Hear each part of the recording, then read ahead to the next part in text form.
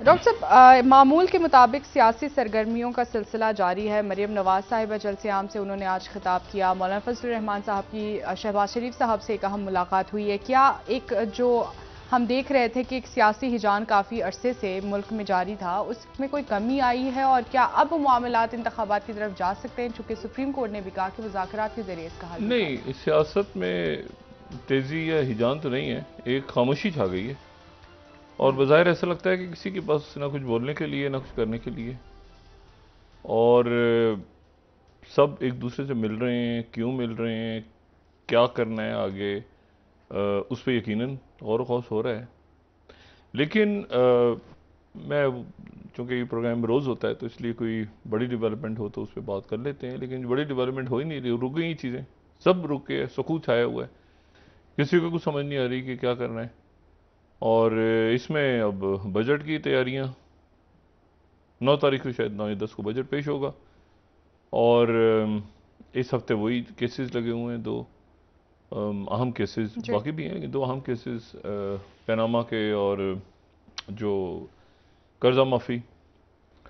और ये जो 9 मई के सानहे में जो लोग गिरफ्तार हैं बहुत से, इनके ऊपर इनका जो पुलिस की तरफ से लाहौर में जो जिस अंदाज में चालान पेश हुआ और फिर अदालत में वो क्या चालान कमज़ोर था, उसमें खामियां थीं, अदालत ने कैसे रिहा कर दिया, तो उस पर बड़े सवालात उठे हुए हैं।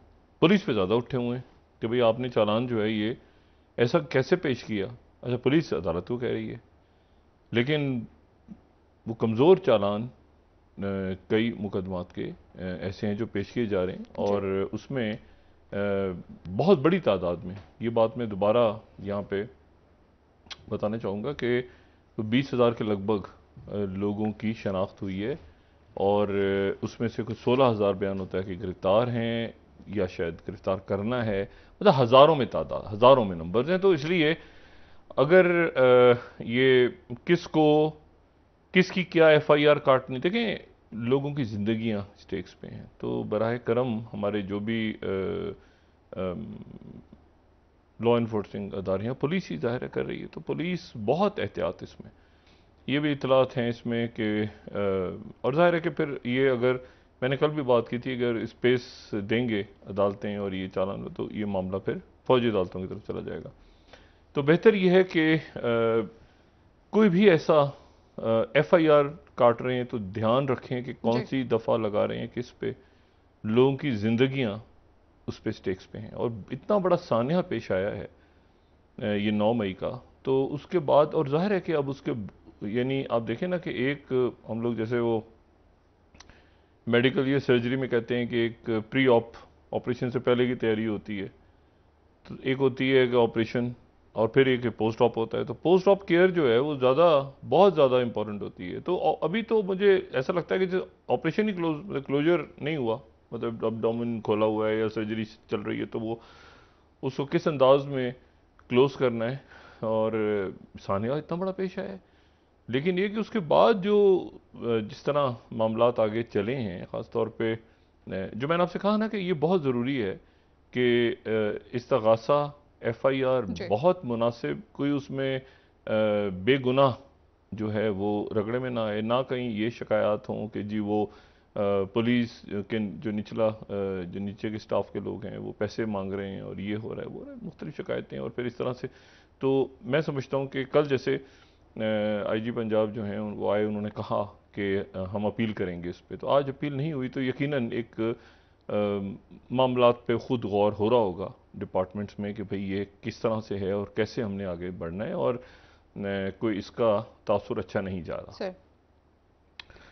और वो शौक नौ वाला काम भी अगर कम करें, और थोड़ा सा शौक नौ ये कि छापे और घरों में घुस गए और इसको उठा लिया उसको उठा, उसको भी ज़रा कम करके, और एक बड़ा संजीदा मामला है और बड़ी रियासत के अंदर एक लोगों में बेचैनी है, परेशानी है, तो उसको एक तरीके के साथ आगे ले जाया जाए। और मतलब कौन सा मुकदमा कहाँ जाना है, क्या एफआईआर करनी है, ये पुलिस का काम है। तो बिल्कुल। बहुत जिम्मेदारी के साथ जो है बराह करम आगे, और अदालतों से भी हम यही गुजारिश करते हैं कि वो जो ख़ास तौर पे लोअर कोर्ट्स हैं, ये जो भी शख्स पाकिस्तान में जिसका ताल्लुक ही पाकिस्तान से है, अगर पाकिस्तान से क्या बड़े सगीर से है, तमाम या ओवरसीज हैं, पाकिस्तान में रहते हैं, सबको हालत पता है कि अदालतों में क्या होता है।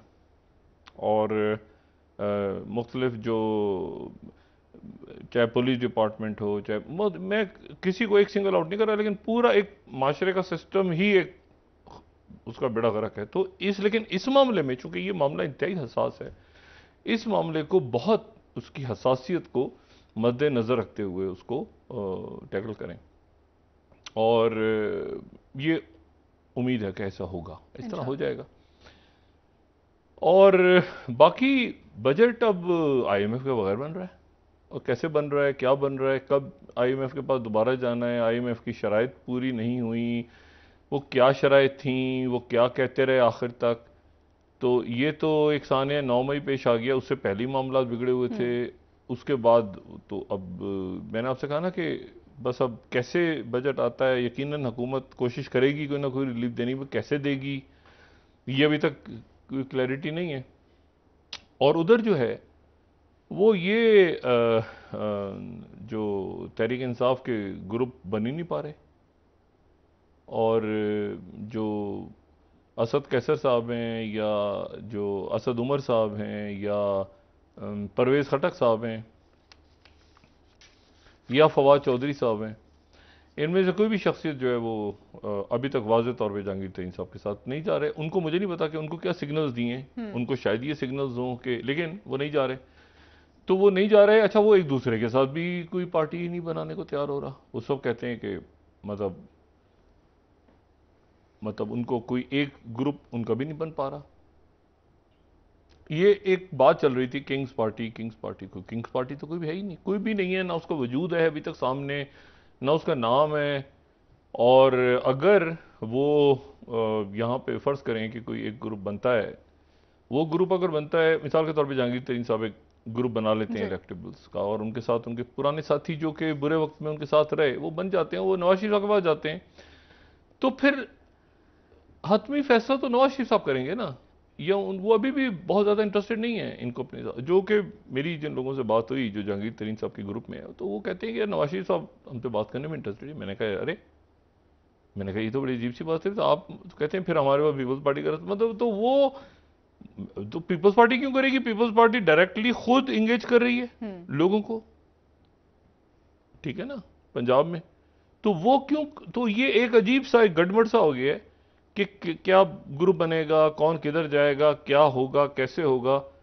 और तहरीक इंसाफ के जो लोग हैं वो अभी इधर उधर, बस इधर उधर ही हैं कहीं, ठीक है। वो कैसे जमा होंगे, कहाँ जाओ। लेकिन इसमें जो असल बात है, जो मैं फिर दोबारा कह रहा हूँ, इसमें थोड़ी सी मैं शायद एक आध दिन में इसमें कोई बात कर सकूँ कि कुछ सीनियर लॉयर्स के साथ रब्ता हुआ है, अभी तो नहीं फौरी तौर पे, लेकिन आने वाले दिनों में यहाँ पे यकीनन और भी अहबाब ऐसे हैं, और मुतहर्रिक सिविल सोसाइटी है, तो उसमें मुख्तलिफ जो कारकुन हैं उनको लीगल भरपूर अंदाज में उनको इंशाल्लाह कोशिश होगी कि यहाँ पे अदालतों में उनको वकील वगैरह अरेंज करके, और उनकी फैमिलीज़ के साथ भी मुलाकातें, और आने वाले, क्योंकि अभी शुरू के दिन है तो बहुत परेशान हैं सब, लेकिन ये कि आने वाले दिनों में ये ग्रेजुअली चीज़ें ज़रा सेटल होंगी, पता चलेगा कौन सा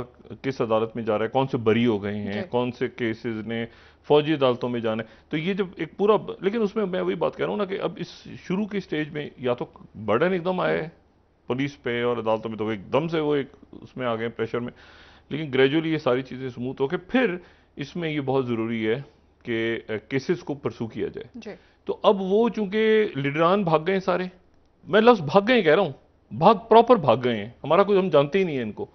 अच्छा ये वहां पे घूम रहा था, अच्छा इसकी तस्वीर आ गई है कोर कमांड हाउस के पास, हम तो हमें क्या पता कि कौन है। वो सब छोड़ छाड़ के उनको भाग गए, उनके टेलीफोनों से उनके नंबर निकल रहे हैं, उनके मैसेज निकल रहे हैं, उनकी सेल्फीज में से तस्वीरें निकल रही हैं, वो कहते हैं हम तो पहचानते ही नहीं। लेकिन बहरहाल तो अब उनको ये कि वो ये जो बड़ी तादाद में इसमें बच्चे मतलब यंगस्टर्स भी हैं, इसमें ख़वातीन भी हैं, तो इनकी लीगल इनको यकीनन रहनुमाई जरूरी सिविल है। सोसाइटी और ज़ाहिर है वो सब आएंगे और मदद करेंगे इनकी, और बेहतरी होगी इंशाल्लाह। मैं एक जुमला कह के बस आगे निकल जाऊंगा कि पाकिस्तान की अहम शख्सियात जो हैं, इंतहाई अहम शख्सियात, वो इंतहाई खामोश लेकिन इंतहाई अहम दौरों पे मुल्क से बाहर हैं इस वक्त। सही। बस मैं यहाँ पे इसको करता हूँ स्टॉप। और पाकिस्तान से मगरिब की तरफ।